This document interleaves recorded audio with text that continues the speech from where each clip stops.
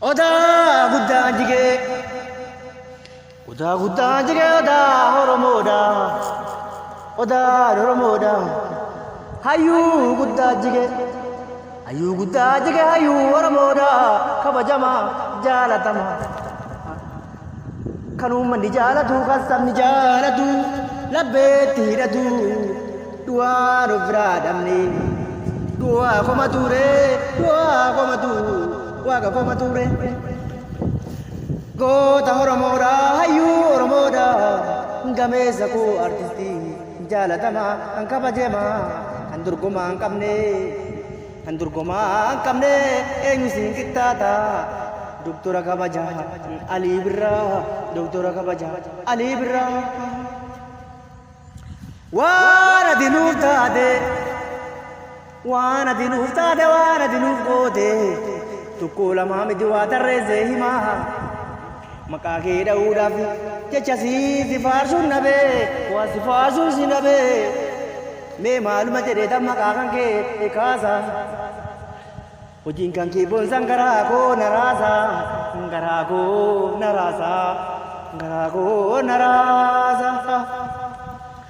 abaajaadhaa jette qubee nu barsiifte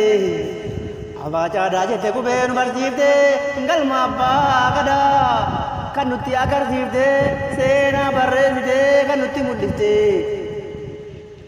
eenyumee goorta akka kee jira eenyuree goonni akka kee jira eenyu siin qixxaata eenyu siin itti dhiyaata hayyuu Oromoodha beekaa Oromoodha gorsaa Oromoodha falmataa mirga Oromoo har'a du'aan dhabne hedduu takka gaddine gaddaa honnee cabne maal goonaree du'a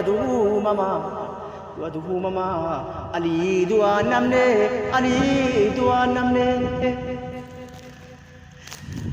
Oromoodhaaf jecha beelaftee reebottee Oromoodhaaf jettee beelaftee reebottee namaa gadi taatee roorrifamtee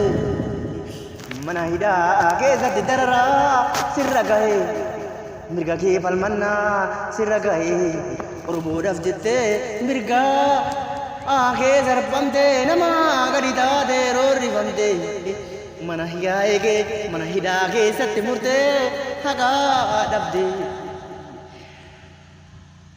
daandii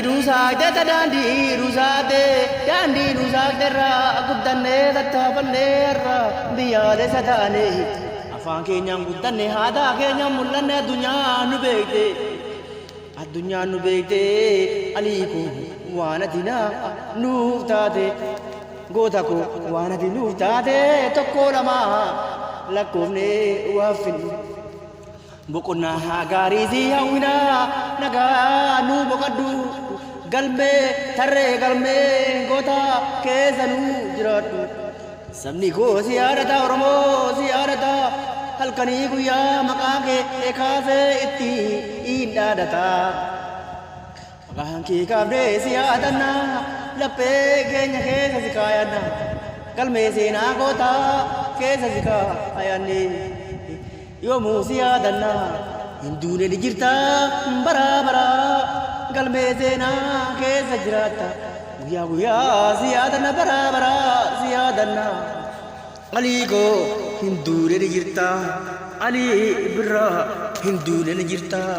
doktora kabajaa artistii Oromoo hin duune ni jirta bara guyyaa yaadatamta si yaadanna goota Oromoodha si yaadanna si jaalanna hin duune ni jirta annu weellisaa ganna bulaa quufatti yaadannoon kun naaf haa ta'u doktora kabajaa Alii